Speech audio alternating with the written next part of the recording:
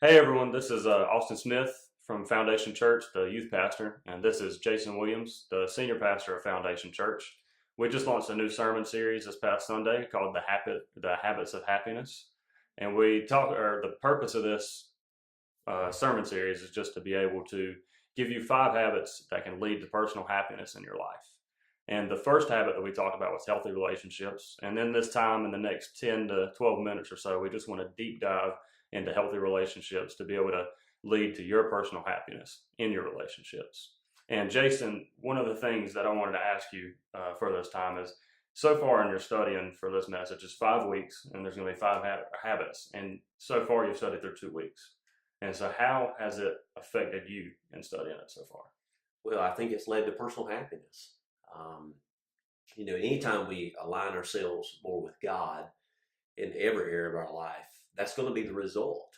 Because God's ways are perfect and His ways are right for us. And, one of my favorite passages is in the Old Testament. It says, laughter is like good medicine. And that's an illustration that God wants us to enjoy life. And you can look at the Beatitudes and see that Jesus actually wants us to be happy. Now, we noticed in this series in week 1 that happiness is created. It's a choice, but it's also not the goal. That if we are just make the goal of our life to pursue happiness, that we'll live a very self-centered life.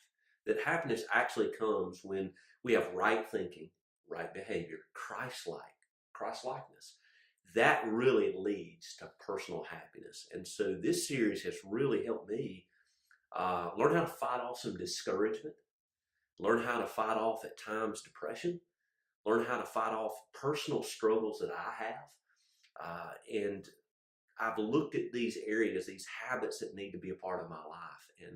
And I'm pushing ahead and finding that they're true, they're real, that if I'll incorporate them in my life, I personally can be happy and the people around me can be benefited as well. And in Sunday's message, you spoke on to be grateful for the people in your life, you have to ground your attitude in God and not their behavior. So, how can you be grateful for the people in your life based off of that? Well, that's a great question. It was something that God really showed me. Paul was thankful in Philippians chapter 1 for a church that was in disunity. And he just had nothing but gratitude for these people. And I started thinking about that. He could have been very upset at them. And oftentimes we spend our lives very upset at the people that have mistreated us or acted in ways that we felt like they shouldn't have acted. And we don't have to approve their behavior. We don't have to like their behavior. We don't even have to agree with their behavior to be grateful for them. That gratefulness and gratitude for people really comes from a view that we recognize that everybody is created by God and loved by God. And so if I start there, place my attitude for the people in my life, even the ones that have wrongfully mistreated me, I place my attitude for them in God, my view, my attitude towards them has to shift. Because Jesus went to the cross for every one of us. And I've committed sins, others have committed sins, we have all sinned. But God has chosen to love us. So I can choose gratitude just as God has chosen to love me. And that's called applying faith. Applying faith just like Joseph did. And I mentioned that Sunday. Joseph applied faith when it came to his brothers because he trusted that God was doing something good. And so in the end, even though he was mistreated by his brothers, he reveals that he was walking by faith. He didn't allow bitterness to control him, anger to consume him. He actually was able to bless his brothers even though they had mistreated him. That's what happens when you ground your attitude for them in God rather than their behavior. And just like Joseph, his brothers mistreated him. Well, in our everyday life, people mistreat us. I know you face it, I face it, and people will fail us. So how can we be joyfully praying for people when maybe sometimes they don't deserve it? That's another great question. And I would say it's not going to be easy. To get to the place where you can joyfully pray for people who've mistreated you, because let's face it, there's real life issues that we face. Sometimes we're wrongfully accused. Sometimes we're fired from a job when we didn't deserve to be fired. Sometimes we're stepped on by others. Sometimes people deal with sexual and physical abuse. And to ask us to joyfully pray for them is hard. And you're going to have to fight discouragement. You have to fight frustration. You have to fight anger to do that. But the reason you can joyfully pray for them, again, goes back to God. Because you recognize that God is sovereign. He's in control. That the condition that you have faced, the circumstances that you've been dealt with, don't have to dominate who you are as a person. And so you can joyfully pray for that person because you know that God can do something powerful in your life and in those who have mistreated you. So you place again your faith and your trust in God. So to recap for the first two habits so far is being grateful for the people in your life and joyfully praying for them. Well, the third one, and this may be a harder one to tackle, is, people sometimes we got to believe that they can change, but sometimes people just won't change. Yes. And so how can we accept the fact that people may not change, but we can believe that they can? Yes. Excuse me. Well, we're balancing the transition between knowing where someone is and what God can do. Sometimes people don't want to change, and we can't change others. Only God can change somebody. But what we can do is never lose hope that anybody can be reached by the power of God. Now, God's given us free will. So it's a choice that they have to make as they align themselves with what God is trying to do. But what we have to be willing to do is not be held prisoner by somebody else's unwillingness to change. So we remain confident, but we also move forward. Let me give you an example. Somebody whose spouse has decided to commit adultery, leave them for someone else, and pursue a divorce. But the spouse that was left behind didn't want that. As a matter of fact, they want their marriage reconciled. They prayed for it. They desire it. They can move forward. They may have to. They can pick up the pieces of life, and even though it hurts, even though it's difficult, you can still believe that God can still change someone. It may not be today, it may not be tomorrow, and that person may not ever change. But that doesn't refute the fact that God can still change them. And I have to believe that, because if I don't, then I write people off in my life without a sense of peace and purpose, knowing that God is still at work. The most important thing we need to realize is that God is at work in us. He wants us to believe in people. So many times we stop believing in people.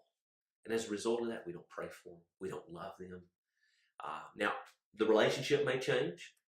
We may not be able to see them. We may not be able to have conversations with them. But see, God can change someone. It doesn't matter whether I'm involved or not. God can change someone's life. So I just remain confident in the Lord, but also move forward. Don't be stuck where you are just because you're waiting on somebody else to change. Keep living your life for God. Keep being an example of what true righteousness and godliness is. And know that God can honor those who are willing to honor Him. That's good stuff. And speaking of being righteous and walking in truth is, Jesus loved everybody. And one of the last habits you talked about on Sunday was loving the way Jesus loved. Yes. And one of the questions that I asked myself was, how can I love like Jesus? And this week, as I looked through, there was a message series a few months back that Craig Groeschel did from Lifetime Church. And it was on loving like Jesus. Yes. And one of the few things that he talked about was that Jesus forgave sinners. That was one of the things he did. Yes. And when he forgave sinners, he forgave everybody because we're all sinners. That's right. And so loving like Jesus means we forgive sinners. And whenever we forgive sinners, we're forgiving everybody. The second thing second message that he had was, hey, Jesus washed feet. Obviously when we think of washing feet, we're like, man, that's disgusting, right? But behind that is a huge metaphor to take a part of, is that Jesus, John 13 tells us that he knew the hour.